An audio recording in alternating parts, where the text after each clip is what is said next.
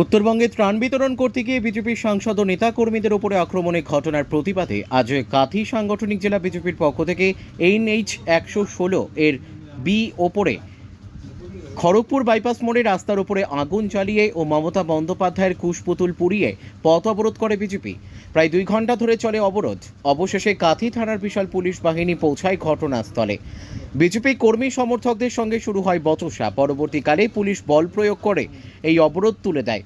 উপস্থিত ছিলেন দক্ষিণ কাঁথির বিধায়ক অরূপ দাস, প্রাক্তন বিধায়ক বনশ্রী মাইতি, অসীম মিশ্র, কাঁথি সাংগঠনিক জেলার সহসভাপতি ডক্টর চন্দ্রশেখর মণ্ডল, কাঁথি সাংগঠনিক জেলার সাধারণ সম্পাদক, কাঁথি পৌরসভার 18 নম্বর ওয়ার্ডের কাউন্সিলর সুশীল দাস, কাঁথি পৌরসভার 17 নম্বর ওয়ার্ডের কাউন্সিলর তাপস কুমার দোলই, উমেশ প্রধান, কাঁথি 1 নম্বর ব্লক পঞ্চায়েত সমিতির সহসভাপতি নবীন প্রধান, মুনমুন দাস, পবিত্র প্রধান, দেবেন্দ্রনাথ পাত্র ও অন্যান্যরা।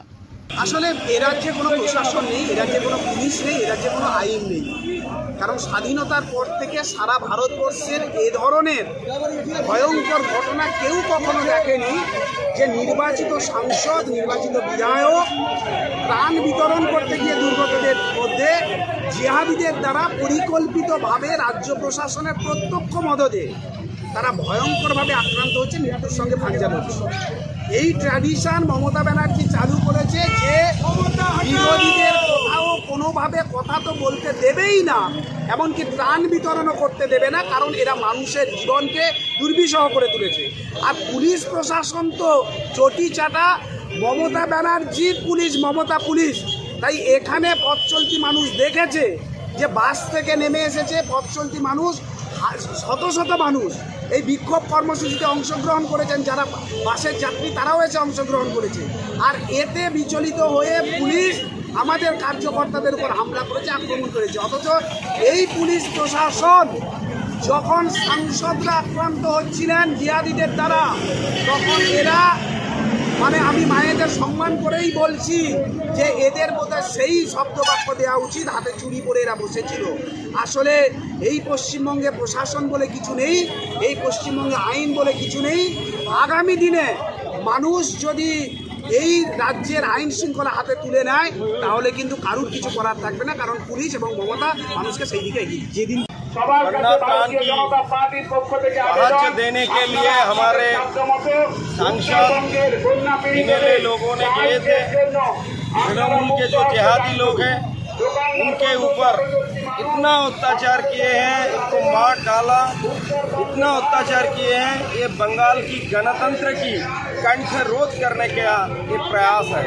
ममता बनर्जी पूरा फेल्योर है, प्रशासन चला नहीं पाए।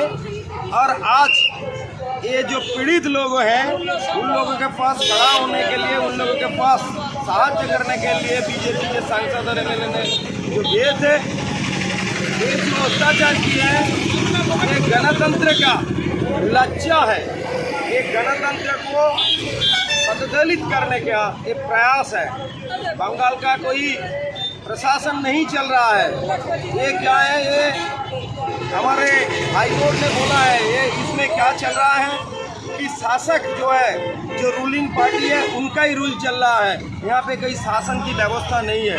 आज हम लोग कांथी में ये इसके विरोध में विक्षोभ और अवरोध करने का हम लोग आयोजन किए थे। पहले मैं जो पथचारी हैं, जो बाहर के लोग आए हैं गाड़ी कर रहे हैं, उन लोगों को मैं माफ़ी मांगता हूँ, लेकिन बंगाल को बचाने के लिए आप लोगों का सहयोग चाहिए। ये प्रशासन अचानक आके क्या है, जब हम लोग मुख्यमंत्री का कुछ पुतला जलाने के लिए हम लोग तैयार थे, तो प्रशासन इस समय आकर हम लोगों के ऊपर उनका वीरत्व दिखा रहा है।